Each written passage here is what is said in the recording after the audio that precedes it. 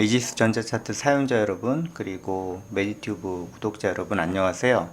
오늘은 전자차트에서 우리가 청구 이후에 심사 후에 벌어질 수 있는 청구 4가지 청구 방법에 대해서 소개를 하려고 합니다. 첫 번째 시간으로 오늘은 이제 추가 청구라는 걸 하려고 하는데요. 먼저 우리가 정기 청구 이외에 청구 분류가 있죠. 이 개념을 좀 일단 먼저 알고 추가 청구라든가 보완 청구, 이의 신청, 재심사 신청, 누락 청구 이런 것들을 동영상을 보여드리려고 하고요. 이 개념을 좀 알고 들으시면 좀 도움이 될 것 같습니다.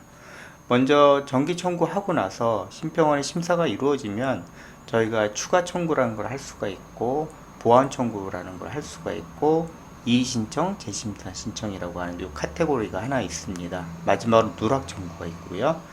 먼저 오늘 설명드리려고 하는 이 추가 청구를 보시면 이거는 기존 청구된 진료에 처방을 추가해서 별도로 청구하는 경우, 그러니까 예를 들어서 지난 6월 달에 홍길동이라는 분의 처방 내역을 청구를 했어요. 그런데 보니까 뭐 주사제라든가 검사 그 당일에 했던 것 중에 빠진 것들이 있다고 했을 때 다시 그 부분만 항목들만 딱 집어서 추가로 청구하는 경우가 되겠죠.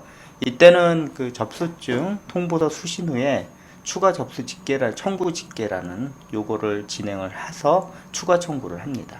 두 번째 보완 청구라는 개념은 심사 불능 처리가 된 진료 내역을 불능 사유를 보완해서 재청구하는 경우를 말합니다. 그래서 예를 들어서 어떤 경우가 있냐면 환자의 주민등록번호가 맞지 않는다든가 또는 진료 내역 대상자가 아닌데 뭐 대상자인 경우 또는 자격조회가 안 맞는 경우가 대표적인데 이럴 경우에는 다시 그 자격조회를 해서 확인하고 나서 청구를 하는 경우를 말하고 그게 바로 이제 보완 청구라는 겁니다. 그래서 이런 경우는 접수증 통보서 수신 후에서 보완 청구 집계를 하셔서 이 방법대로 보완 청구를 하시면 될 것 같고요. 그 다음에 이의 신청 또는 재심사 신청은 결국 삭감된 내용에 대해서 재심사나 이의 신청 사유가 있을 때 삭감에 대한 이 재심사를 청구하는 경우입니다. 결국은 그 의미는 같아요. 근데 우리가 이제 많이 물어보시는 게 이의 신청은 뭐고 재심사 신청은 뭐냐? 그럼 보통 재심사는 이제 우리가 심사 완료 후 60일 이내, 그 다음에 이의 신청은 심사 완료 후 90일 이내 신청 가능하다는 차이점만 있어요. 여기서 조금 오해하시는 게 이거 이의 신청 기간이 지났다고 생각해서 판단해서 안 하시는 분들이 많은데 이게 청구일 기준이 아니에요. 그래서 심평원에서 통보서를 받은 날짜 이내로 그 심사를 이의 신청을 하면 되기 때문에 특히 이의 신청은 우리가 심사 완료 후에 90일 이내니까 3개월 이전까지도 이의 신청할 수가 있으니까 반드시 통보서를 확인한 날짜를 기준으로 이의 신청 가능한지 좀 지나도 할 수가 있기 때문에 이것 때문에 오해해서 청구한 날 기준으로 90일 지났다고 해서 이의 신청 안 하는 경우도 있고요. 그래서 가장 바람직한 거는 통보서를 받으면 바로바로 열어서 확인하고 이의 신청할 거는 하고 혹시 불복하지 않아도 되는 것들, 예를 들어서 뭐 이거는 삭감이 맞다면 그냥 넘어가도 되겠지만 분명히 이건 정당한 사유가 있고 또는 뭐가 누락이 돼서 정당한 사유만 갖추면 다시 재심사가 가능하다면 빠르게 이의 신청하는 게 좋고요. 기준이 다시 한번 꼭 강조해서 말씀드리지만 청구 날짜가 아니라 통보서 받은 날짜 기준으로 이 날짜가 된다라는 거 꼭 기억해 주셨으면 합니다. 그리고 이런 경우는 차트에서 처리가 불가능하고 진료 기록부를 첨부하거나 이런 경우에는 파일로 이렇게 만들어서 이의 신청이나 재심사 신청할 수가 있습니다. 참고로 이거는 두 가지 방법이 있다고 말씀을 전에 그 프로그램 설치할 때 말씀드렸는데 심평원 업무 포털에서 가능하고요. 또는 이의 신청, 재심사 신청 프로그램 거기를 통해서도 가능합니다. 그래서 이것도 나중에 동영상으로 만들어서 설명을 드리도록 할게요. 누락 청구 설명할게요. 누락 청구라는 거는 말 그대로 청구 진료 명세서 자체를 아예 누락해서 빠진 진료 부분을 정기 청구와 같이 따로 집계하여 청구하는 경우고 이건 그렇게 어렵진 않아요. 뭐냐면 예를 들어서 뭐 저희 단톡방에도 가끔 그 얘기가 있는데, 내가 진짜 청구 안 함으로 잘못 눌러서 청구를 못한 환자를 나중에 발견했다라고 하는데, 이런 경우 청구를 어떻게 하느냐? 그건 누락 청구겠죠. 사실 명확하게 누락 청구라는 개념은 없어요. 왜냐하면 우리가 고의로 누락해서 나중에 청구하는 경우도 있고요. 또는 모르고 잊고 나중에 청구하는 경우도 있고, 또 어떤 분들은 아예 한 두세 달 정도 늦게 청구하는 경우도 있죠. 그래서 이거를 사실 누락 청구라는 개념이 없는데 굳이 이걸 꼭 붙여야 되는 이유는 다른 거랑 구분할 방법이 없더라고요. 그래서 지연 청구란 표현도 괜찮고요. 요거 개념은 그러니까 6월달 기준으로 지난 6월달 청구분 뭐 예를 들어서 1024명이 있다고 한다면 1020명은 제대로 청구했는데 나머지 4명이 어떠한 사유로 청구가 안 된 거죠. 그래서 그걸 발견해서 오더 넣고 다시 청구하는 걸로 집계를 해서 4건을 대해서 다시 청구하는 경우에 이게 해당되겠습니다. 그래서 누락이란 게 좀 의미가 나빠 보일까봐 걱정인데 이런 그런 개념은 아니니까 일단 지연 청구란 표현도 괜찮을 것 같아서 요 추가 청구와 누락 청구의 구분만 하시면 될 것 같아요. 예를 들어서 이미 청구했는데 오더 일부가 빠진 경우, 예를 들어서 오늘 보여드리겠지만 내시경을 잘 청구했는데 대장 내시경 오더가 빠진 거예요. 이거 환자에서 다 청구했고, 그러니까 뭐 8가지 오더 중에 7가지는 청구했는데 한 가지가 빠진 경우죠. 그런 경우는 추가 청구가 되는 겁니다. 근데 아예 그 환자 오더가 지난달에 청구가 안 됐다. 예를 들어서 진찰료 그 청구 안함을 체크해서 아예 빠졌다. 그러면 그 환자는 여기 누락 청구가 되는 거죠. 이 누락 청구와 추가 청구 개념만 구분하시면 될 것 같고, 보완 청구와 이의 신청은 말씀드렸죠. 심사 불능이냐 또는 삭감이냐에 따라서, 물론 여기에는 약제 원해 처방 삭감 내역도 포함돼요. 그래서 약제나 검사나 모두 다 이의 신청, 재심사 신청 그렇게 신청해 주시면 돼서, 자, 오늘은 처음 시간이라서 일단 추가 청구하는 케이스, 실제로 제가 이 동영상을 늦게 제작한 이유는 추가 청구에 대해서 케이스가 없어서 실제 만들어 볼 기회가 없었어요. 근데 마침 제가 실수를 해서 추가 청구를 해야 될 부분들이 생겨서 그 부분 말씀을 드리도록 할게요. 실제 오더를 보면서. 그래서 여기는 제가 이미 청구를 했어요. 5월 15일 날 특정 환자에 대해서 위내시경도 했고 대장 내시경을 해서 잘 청구를 했죠.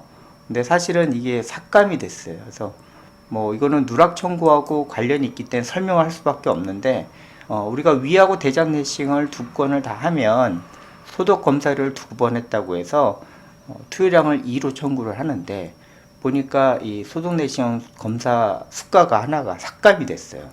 그래서 그 오더를 보니까 그날 뭐 어떠한 사유가 발생했는지 잘 모르겠지만 대장 내시경하고 위 내시경 한 건인데 대장 내시경 했던 게 빠졌어요. 그래서 여기 보시면 1투를 2로 했죠. 그래서 아마 제가 오더를 급히 삭제하거나 수정하다가 이게 빠진 것 같아요. 자, 그래서 그러면 이럴 때 이 보이는 것처럼 여기 진찰료 부분부터 요 마약류 관리료까지 다 청구를 했단 말이에요. 그렇기 때문에 여기서 빠진 오더, 대장 내시경이죠. 이렇게 대장 내시경 자체가 오더가 빠진 거기 때문에 일단 대장 내시경 오더를 먼저 넣는 게 우선입니다. 그래서 27660 결장경 검사가 빠졌기 때문에 이거를 오더를 내는 거죠. 이 항목만 다시 청구를 해야 되겠죠. 요 84,130원 보험수가, 이 항목만 새로 청구하는 거예요. 다시 말씀드리지만 여기부터 마약류 관리료까지는 다 청구했어요. 요 결장경 검사만 누락이 돼서 추가 청구예요. 그래서 하나가 빠졌기 때문에 빠져있는 오도에 대해서 하는 거에 대해서 추가 청구라는 거를 꼭 기억해 주시고, 누락은 다시 한번 말씀드리지만 전체가 다 빠진 것들. 그래서 자꾸 이게 용어가 왔다 갔다 하는데 결국은 이 추가 청구의 개념을 이해해 주시면 좋겠습니다. 그래서 하는 방법은 일단은 그 누락된 처방을 하나 추가를 해야겠죠. 그리고 요 기존 청구 자료를 조회하고 대상자를 선택하고 생성하고, 추가 대상자를 선택하고 추가 청구 집계를 누르고 변환 및 전송. 이 부분은 같아요. 기존의 원래 정상적인 청구 방법과 같기 때문에 아마 이게 추가 청구 집계라는 것까지만 이해를 하시면 될 것 같아서 그 부분을 실제로 보여드릴게요. 그래서 누락된 처방을 추가한 것까지는 제가 보여드렸습니다. 자, 그래서 이 결장전 검사가 빠진 것만 넣고 추가 청구를 하는 겁니다. 그래서 완료를 누르시면 되겠죠. 그래서 이 날짜의 오더를 잘 기억을 하시고 뭘 추가를 했는지를 잘 기억을 해야겠죠. 완료 처리를 해 주셔야 됩니다. 됐습니다. 자, 그 다음에는 어디로 가냐면 일단 완료 처리까지 하고요.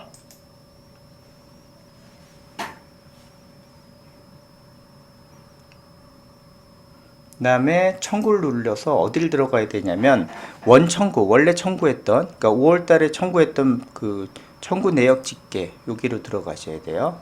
그래서 5월 달 진료분이기 때문에 이걸 달력을 5로 만들어 줘야겠죠. 자, 그렇게 하고 보호인지 보험인지 구분을 먼저 해주세요. 그래서 더블 클릭해 주시고 지금 보호니까 이렇게 하면 쫙 청구했던 내역이 뜨겠죠. 그 다음에 이 청구 구분이 중요하거든요. 반드시 여기서 추가 청구죠, 오늘은. 그래서 추가 청구 이렇게 눌러주시면 돼요. 그 다음에 대상자를 생성해야 되기 때문에 여기를 눌러주셔야 돼요. 그래서 그 환자의 이름을 찾아야겠죠. 잠시만요. 제가 이름을 안 외우고 와서 청구 네, 됐습니다. 날짜 기억하라 그랬잖아요. 그래서 이 날짜까지 선택을 해서 저장을 누르시면 돼요. 저장 됐죠? 한 사람만 했지만 사실은 그 다음 뭐 B라는 환자를 할 때는 다시 대상자를 선택해요. 그 누락된 환자만큼 추가 청구를 할 때 그 환자가 A, B, C 3명을 해야 된다면 여기서 3명을 다 찾는 겁니다. 그래서 여기서 뭐 다음 환자를 하고 체크해서 저장 그렇게 하면 2건, 3건 이렇게 뜨겠죠. 그래서 일단은 한 환자에 대해서만 보여드렸지만 이게 여러 명 체크될 수 있다라는 거 그것만 이해하시면 될 것 같아요. 그 다음에 여기서는 추가 청구 집계 체크되어 있는 걸 확인하시고 요거에 대해서 누락 청구된 부분을 추가 청구하겠다라는 거니까 추가 청구 집계를 누르시면 돼요. 또는 그 개발팀에서 얘기한 거는 이 부분에 대해서 아까 보여드렸죠. 보완 청구, 추가 청구에서 이 부분에 대해서 수동 추가를 많이 얘기했어요. 무슨 얘기냐면 수동 추가를 하게 되면 오더 리스트가 보이거든요. 그래서 그 부분만 이렇게 체크를 하는 방법에 대해서 얘기를 했는데 그러면 이 추가 청구 집계와 수동 추가가 무슨 차이가 있느냐? 이 추가된 오더만 집계되지 않고 전체가 다 집계되거나 또는 일부 처방만 집계되는 경우도 있다고 해요. 그러면 그 추가 청구 집계 버튼 옆에 요 수동 추가 있죠. 요거를 체크를 하고 추가 청구 집계 버튼을 클릭하면 직접 추가된 오더를 선택하여 집계할 수 있다라고 돼 있어요. 그래서 그 부분만 잘 이해하시면 돼요. 그러니까 무슨 얘기냐면 요걸 한번 다 지워볼까요? 집계 내역 삭제를 하고 다시 한번 만들어 볼게요. 됐죠? 그러면 추가 청구 누르고 대상자 생성하고 그러니까 당연히 뭐 다 됐다라고 생각을 할 수도 있는데 추가 청구 항목이 엉뚱하게 잘못 잡힐 수도 있잖아요. 그래서 날짜를 클릭하고 이 부분 똑같죠? 저장 누르고 이렇게 체크된 부분에 있어서 수동 추가를 체크를 하고 추가 집계를 누르면 이 환자에 대해서 이렇게 오더를 선택할 수 있게 돼요. 더 정확한 거죠. 난 요것만 체크를 하겠다. 요게 조금 더 정확하다고 잘못 집계될 수 있다고 하는데 대부분 맞아요. 근데 혹시나 조금 꼼꼼하게 정말 추가 청구되는 부분이 기존 청구랑 겹치지 않는지 그걸 확인하고 제대로 하려면 이렇게 체크를 해주는 것도 좋을 것 같아서 가능하면 이 수동 추가를 누르고 추가 청구 집계를 해서 실제 항목을 매뉴얼로 선택하는 거 요거를 좀 우리 개발팀하고 그 다음에 서비스 지원팀에서 조언을 했습니다. 그래서 이렇게 해주시면 되고 선택 눌렀죠. 2번 만들게 됐죠. 자, 됐습니다. 그러면 요 위에 보면 추가 청구권 있죠? 여기서부터는 많이 보셨지만 정상 청구하는 거랑 똑같아요. 어떻게? 변환을 누르고 그 다음에 심평원으로 보내면 되겠죠. 한번 그 부분을 할게요. 그래서 총 진료비 확인해 보시면 요 내시경, 대장 내시경은 추가한 게 됩니다. 그래서 변환 누르시고 그러면 오류 점검 누르시고 그래서 확인. 그러면 바로 심평원에 그 진찰료 청구 프로그램 그 부분으로 자동으로 넘어가죠. 여기서부터는 많이 보셨죠? 네, 그래서 잘 됐고 오류 없으면 넘어가고 그 다음에 마지막 전송을 위해서 진료비 심사평가원 진료비 청구 프로그램 이걸 더블 클릭하세요. 그리고 청구를 눌러주시고요. 그럼 한 건 있죠 여기 누르시고 이렇게 보시면 추가 청구권이라고 써 있는 거 확인하시고 그 다음에 청구를 눌러주시고요.